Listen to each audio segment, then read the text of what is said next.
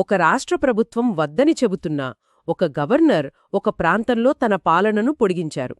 ఇది వినడానికి ఏదో మామూలు రాజకీయ వార్తలా అనిపించొచ్చు. కాని దీని వెనక చాలా పెద్ద కథే ఉంది.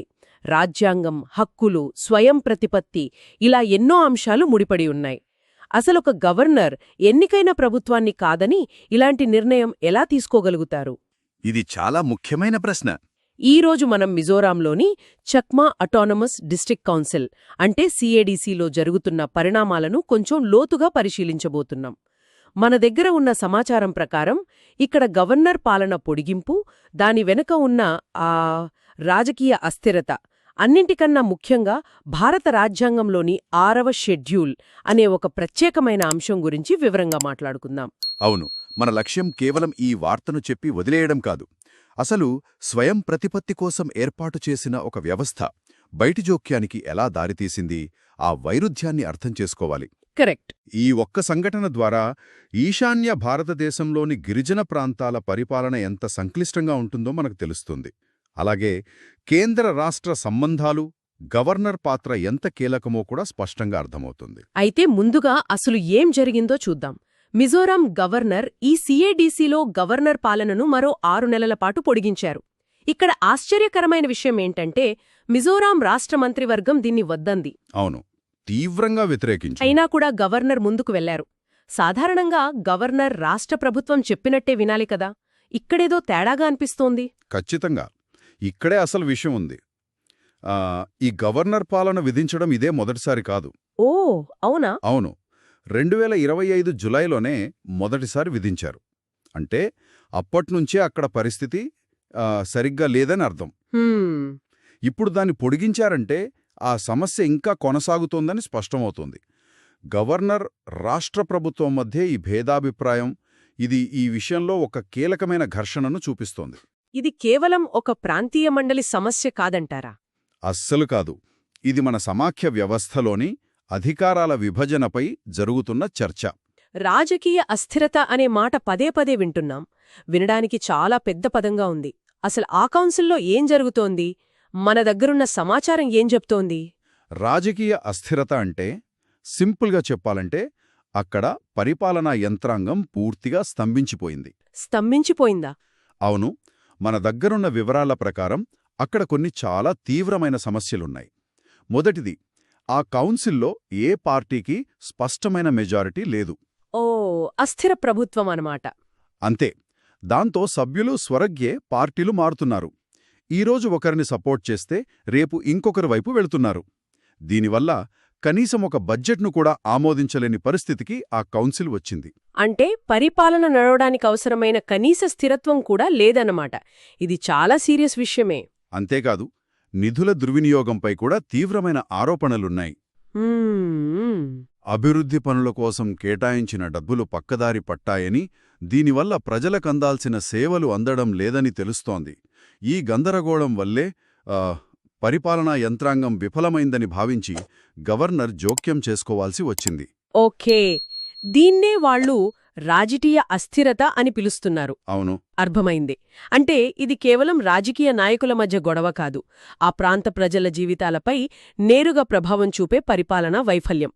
ఈ పరిస్థితిని అర్థం చేసుకోవాలంటే మనం ముందుగా ఈ సిఏడిసి గురించి, అది సేవ చేస్తున్న చక్మా ప్రజల గురించి తెలుసుకోవాలి. అసలు ఈ కౌన్సిల్ ఎందుకు అంత ప్రత్యేకం? సిఏడిసి ఇది 1972లో భారత రాజ్యాంగంలోని 6వ షెడ్యూల్ కింద ఏర్పడింది. దీని ప్రధాన ఉద్దేశ్యం మిజోరాంలోని చక్మా ప్రజల ప్రత్యేకమైన సంస్కృతి, భాష మరియు రాజకీయ ప్రయోజనాలను కాపాడటం. అంటే వాళ్ళు మిజోరాం కంటే భిన్నమైనవారా? అవును, మిజోరాం జనాభాలో ఎక్కువ మంది క్రైస్తవులు, కాని చక్మా ప్రజలు బౌద్ధులు. ఓ, వారు చాంగ్మా భజ్జారే అనే వారి సొంత భాష మాట్లాడతారు. వాళ్లు మిజోల తర్వాత మిజోరాంలో 2వ అతిపెద్ద గిరిజన తెగ. వాళ్ల జీవనాధారం సాంప్రదాయకంగా జూమ్ అంటే పోడు వ్యవసాయం. అంటే ఒక రాష్ట్రంలోని ఒక మైనారిటీ గిరిజన సమూహం యొక్క గుర్తింపును కాపాడటానికి ఈ కౌన్సిల్ ఏర్పడిందన్నమాట. ఇది కేవలం రోడ్లు, డ్రైనేజీలు చూసే స్థానిక సంస్థ కాదు, వాళ్ల అస్తిత్వానికి ఒక రక్షణ కవచం లాంటిది. ఖచ్చితంగా, సరిగ్గా అదే పాయింట్. అందుకే దీనికి శాసన, కార్యనిర్వాహక, న్యాయ అధికారాలు కూడా ఇచ్చారు. అంటే వాళ్ల పరిధిలో భూమి, వారసత్వం, సామాజిక ఆచారాల వంటి విషయాలపై సొంతంగా చట్టాలు చేసుకోవచ్చు, వాటిని అమలు చేయవచ్చు, చిన్న చిన్న వివాదాలను పరిష్కరించుకోవచ్చు. ఇది వాళ్ల కోసం వాళ్లే ఏర్పాటు చేసుకున్న ఒక చిన్నపాటి ప్రభుత్వం లాంటిది. అందుకే దీని వైఫల్యం అంత తీవ్రమైన పరిణామాలకు దారితీసింది. అసలు ఏమిటి 6వ షెడ్యూల్? దాన్ని ఎందుకు సృష్టించాల్సొచ్చింది? ఇది మన రాజ్యాంగ నిర్మాతల దూరదృష్టికి ఒక అద్భుతమైన ఉదాహరణ. స్వాతంత్రం వచ్చినప్పుడు ఈశాన్య రాష్ట్రాల్లోని గిరిజన నాయకులు, ముఖ్యంగా అస్సాంకు చెందిన గోపీనాథ్ బొర్దలోయ్ లాంటి వాళ్లు ఒక ముఖ్యమైన వాదన వినిపించారు. ఏం వాదించారు? వాళ్ళేమన్నారంటే, మా గిరిజన ప్రాంతాల భూమి హక్కులు, మా సామాజిక కట్టుబాట్లు, మా జీవన విధానం ఇవన్నీ దేశంలోని ఇతర ప్రాంతాలతో పోలిస్తే చాలా భిన్నమైనవి. దేశంలోని సాధారణ చట్టాలను మాకు వర్తింపజేస్తే మా అస్తిత్వం, మా భూములు కనుమరుగైపోతాయని చాలా బలంగా వాదించారు. అంటే వాళ్ల ప్రత్యేకతను కాపాడటానికి ఒక ప్రత్యేకమైన ఏర్పాటు కావాలని కోరారు. అవును, వాళ్ల వాదనను గౌరవించి రాజ్యాంగ సభ ఈ 6వ షెడ్యూల్ను రూపొందించింది. ఇది అస్సాం, మేఘాలయ, త్రిపుర మరియు మిజోరం రాష్ట్రాల్లోని గిరిజన ప్రాంతాల కోసం ఉద్దేశించబడింది. ఓకే. దీని కింద అటానమస్ డిస్ట్రిక్ట్ కౌన్సిల్స్ అంటే ఏడీసీలు ఏర్పాటు చేశారు.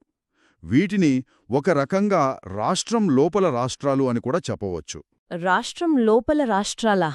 ఆసక్తికరంగా ఉంది. అవును, వారి భూమిని, సంస్కృతిని బయటి వారి దోపిడీ నుండి రక్షించడమే దీని ప్రధాన లక్ష్యం. అయితే ఈ కౌన్సిల్ నిర్మాణం ఎలా ఉంటుంది? మీరు ముందే చెప్పినట్టు వీటికి చట్టాలు చేసే అధికారం ఉంటుందన్నారు. ఆ అధికారాలు ఎంతవరకుంటాయి? ప్రతి కౌన్సిల్లో గరిష్టంగా 30 మంది సభ్యులు ఉంటారు. వీరిలో 26 మంది ప్రజలచేత నేరుగా 5 ఏళ్ల కాలానికి ఎన్నుకోబడతారు. మిగిలిన 4? మరో 4 గవర్నర్ నామినేట్ చేస్తారు. ఇక అధికారాల విషయానికొస్తే అవి చాలా విస్తృతమైనవి. వాళ్ల భూమిపై పూర్తి హక్కులు వాళ్లకే ఉంటాయి. రిజర్వ్ ఫారెస్టులు మినహా మిగతా అడవులన్నీ వాళ్ల నియంత్రణలోనే ఉంటాయి. గ్రామ పరిపాలన, వారసత్వ నియమాలు. ఒక్క నిమిషం. వివాహం, విడాకులపై కూడా వాళ్లు సొంత చట్టాలు చేసుకోవచ్చా? చేసుకోవచ్చు. వివాహం, విడాకులు, సామాజిక ఆచారాలపై కూడా చట్టాలు చేయవచ్చు. ఇది చాలా ఆశ్చర్యంగా ఉంది. అంటే ఆ ప్రాంతంలో దేశంలోని సాధారణ చట్టాలకు బదులుగా ఈ కౌన్సిల్ చేసిన చట్టాలే వర్తిస్తాయా? కొన్ని విషయాల్లో అంతే. వారి సాంప్రదాయాలను గౌరవిస్తూ ఈ వెసులుబాటు కల్పించారు. అంతేకాదు, గిరిజనేతరులు వాళ్ల ప్రాంతంలో వడ్డీ వ్యాపారం చేయడం, వాణిజ్యం చేయడం వంటి వాటిని నియంత్రించే అధికారం కూడా వీరికుంది.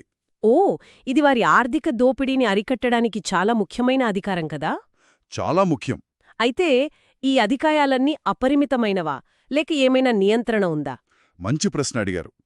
ఇక్కడే గవర్నర్ పాత్ర మళ్లీ తెరపైకొస్తుంది. మళ్లీ గవర్నరేనా? అవును. ఈ కౌన్సిల్స్ చేసే ఏ చట్టమైనా గవర్నర్ ఆమోదం పొందితేనే అమల్లోకొస్తుంది. ఆమోదించకపోతే అది చెల్లదు, అంతే. అలాగే పార్లమెంట్ లేదా రాష్ట్ర శాసనసభ చేసిన చట్టాలు ఈ ప్రాంతాలకు వర్తిస్తాయా లేదా, ఏమైనా మార్పులతో వర్తింపజేయాలా అనే విషయంలో కూడా గవర్నర్కు విచక్షణాధికారం ఉంటుంది. అంటే ఆయన ఈ ప్రాంతాలకు ఒక రక్షణ కవచంలా పడిచెయ్యాలన్నమాట. కరెక్ట్. మొత్తం చిత్రాన్ని కలిపి చూస్తే ఈ విషయాలన్నీ ప్రస్తుత సిఏడిసి సంఘటనతో ఎలా ముడిపడి ఉన్నాయో ఇప్పుడు స్పష్టంగా అర్థమవుతోంది. పరిపాలన విఫలమైనప్పుడు జోక్యం చేసుకునే అధికారం గవర్నర్కు 6వ షెడ్యూల్ నుంచే వచ్చిందన్నమాట. ఖచ్చితంగా 6వ షెడ్యూల్ గవర్నర్కు ఈ అసాధారణమైన అధికారాన్ని ఇస్తుంది. ఒక కౌన్సిల్ పరిపాలన పూర్తిగా విఫలమైందని లేదా ప్రజల ప్రయోజనాలకు విరుద్ధంగా నడుచుకుంటోందని గవర్నర్ భావిస్తే అప్పుడు ఆయన ఆ కౌన్సిల్ను రద్దు చేసి దాని అధికారాలన్నింటినీ తానే స్వీకరించవచ్చు. దీన్నే మనం గవర్నర్ పాలన అంటుంది. రాష్ట్ర ప్రభుత్వం ఈ పొడిగింపును వ్యతిరేకించింది. రాజ్యాంగం ప్రకారం గవర్నర్ రాష్ట్ర మంత్రివర్గం సలహా మేరకు నడవాలి. కాని ఇక్కడ దానికి విరుద్ధంగా జరిగింది. ఇది రాజ్యాంగ స్ఫూర్తికి ఎంతవరకు సరైనది? ఇక్కడే ఒక సంక్లిష్టమైన రాజ్యాంగపరమైన చర్చ ఉంది. సాధారణ పరిస్థితుల్లో గవర్నర్ మంత్రివర్గం సలహాకు కట్టుబడి ఉండాలి, నిజమే.